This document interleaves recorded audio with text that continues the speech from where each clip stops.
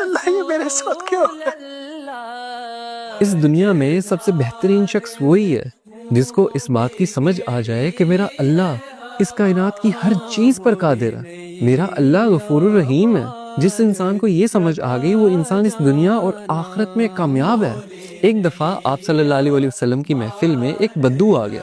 اس زمانے میں بدو ان لوگوں کو کہا جاتا تھا جو جاہل تھے۔ جب وہ شخص آپ صلی اللہ علیہ وسلم کی محفل میں آیا تو اس نے پوچھا کہ آپ صلی اللہ علیہ وسلم آخرت میں حساب کتاب کون کرے گا؟ تو آپ صلی اللہ علیہ وسلم نے فرمایا کہ آخرت میں تو حساب کتاب اللہ کریں گے۔ تو اس بدو نے دوبارہ پوچھا کہ اللہ کریں گے حساب کتاب؟ آپ صلی اللہ علیہ وسلم نے فرمایا ہاں اللہ کریں گے۔ یہ بات سن کر وہ بدو مسکرایا اور کہنے لگا کہ آپ صلی اللہ علیہ وسلم مجھے اجازت دے، اور وہ وہاں سے اٹھ کے چلا گیا۔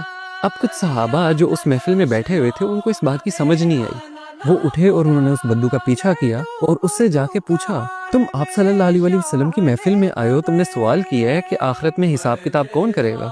آپ صلی اللہ علیہ وسلم نے تمہیں جواب دیا کہ اللہ کریں گے، تم مسکرا کے اٹھ کے کیوں آ گئے ہو؟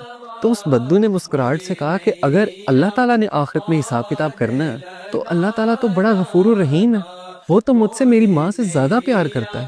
کیا اب میری ماں مجھے جہنم کی آگ میں جلا سکتی ہے؟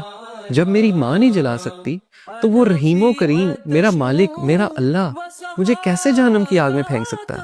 تو وہ صحابہ آئے آپ صلی اللہ علیہ وسلم کے پاس اور بولا کہ آپ صلی اللہ علیہ وسلم اس طرح ہم اس بدو کے پیچھے گئے تھے، اس نے یہ بات کی ہے کہ اللہ تو بڑا رحیم ہے۔ تو آپ صلی اللہ علیہ وسلم نے فرمایا کہ اگر اسے اللہ کی رحیمی پہ اتنا یقین ہے نا تو اللہ کبھی اس کو اپنی رحیمی سے مایوس کر نہیں سکتا، کیونکہ اللہ اپنے بندوں کے لیے بالکل ویسا ہے جیسا اس کا بندہ اس کے لیے گمان کرتا ہے۔ اگر اس کے بندے کو یہ یقین ہے کہ وہ بڑا رحیم ہے تو اللہ تعالیٰ اس کے لیے رحیم ہی ہے، اللہ تعالیٰ اس کو معاف ہی کرے گا۔